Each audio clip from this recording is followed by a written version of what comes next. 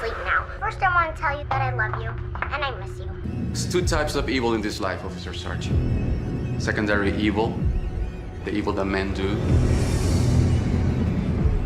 and primary evil, which is something else entirely. I'm a messenger, that's it. I'm not an angel. The word angel means messenger. But I'm a human person, and I just have this message, and you can believe in it if you want. You don't have to. I don't really care.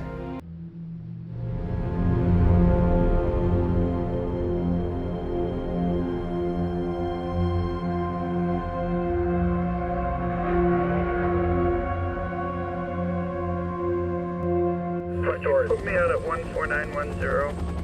29213 18th Avenue South. Someone that's really injured. Had a verbal dispute with their neighbor. Bleeding, there's blood all over and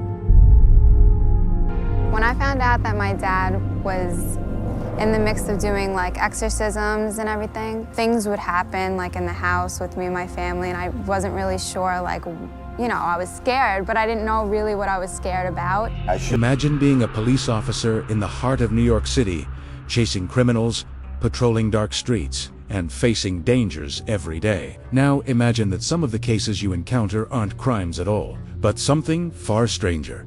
Something that defies explanation. This is the story of Ralph Sarchie, the real-life NYPD officer whose experiences inspired the chilling movie, Deliver Us from Evil. Ralph Sarchie grew up in the Bronx and eventually became a decorated NYPD sergeant. He spent years on the streets of New York, dealing with robberies, assaults, and other violent crimes.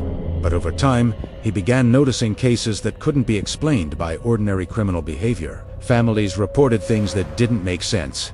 Objects moving on their own, strange noises in empty rooms, and people acting as if they were under some invisible influence. At first, Sarchie thought these cases were tricks of the mind, stress, grief, or fear. But after investigating more of them, he realized there was something different going on. He started keeping detailed notes and working with experts who specialized in unexplained phenomena. Over the years, he handled dozens of cases that the police department couldn't classify, and some of them were so disturbing that they changed how he saw the world. He teamed up with religious figures, researchers, and even people connected to the famous paranormal investigators, Ed and Lorraine Warren. Together, they tried to help families restore peace to homes plagued by strange disturbances. Sometimes this involved performing rituals meant to cleanse the house or remove the disturbing influence, always carefully and respectfully, in accordance with the family's beliefs. I've seen some horrible things. Nothing that can't be explained by human nature. Then you haven't seen true evil. In 2001, Sarchie co-wrote a book called Beware the Night with journalist Lisa Kalir-Kut. The book detailed his most chilling cases from families living in terror in their own homes. Two people who seemed to be under the influence of something they couldn't explain or control. One particularly famous case involved a family in Queens. They claimed that their home was being invaded by a strange force that caused furniture to move, objects to disappear, and unexplainable sounds in the night. Director Scott Derrickson, known for horror films like Sinister and The Exorcism of Emily Rose, read Sarchie's book and realized it had the makings of a major horror story. The result was Deliver Us from Evil 2014, while the film dramatizes events, combining several cases into one, adding suspenseful sequences, and creating a central antagonist. In the movie, Sarchie faces a single, powerful enemy that threatens his life and the lives of those around him. In reality, Sarchie's work was spread across dozens of cases over many years, each unique and often subtle in its effects. There were no cinematic jump scares, but the experiences were terrifying in their own way, especially for a man who had spent decades relying on facts, evidence, and logic. I have to say, with my personality, I'm not easy to get along with. I'm aggressive, I get nasty sometimes.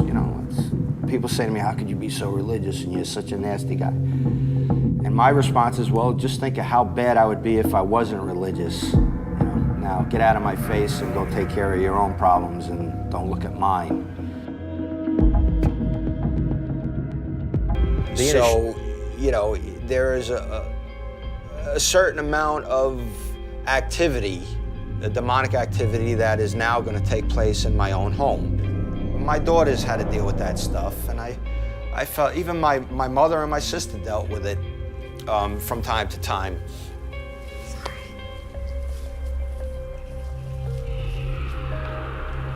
I never talk about it. Sorry.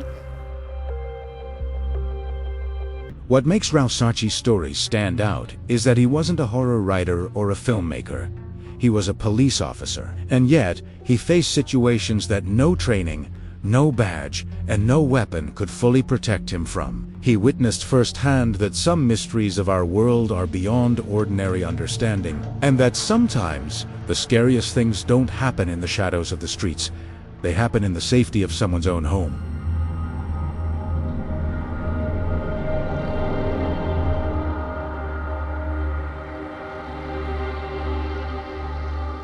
Joe and I drove up. This particular person was about 90 pounds. The battle went on for quite some time.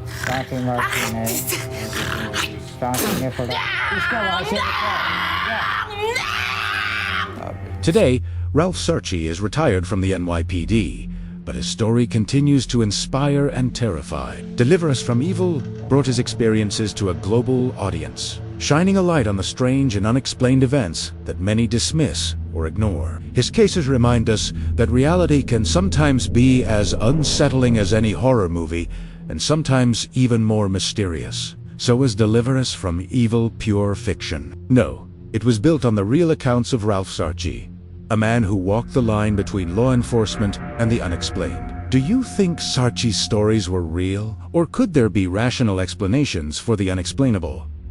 Comment below and share your thoughts. And if you want more chilling true stories that inspired horror movies, hit the subscribe button and tap the bell, because the next true horror story is coming soon.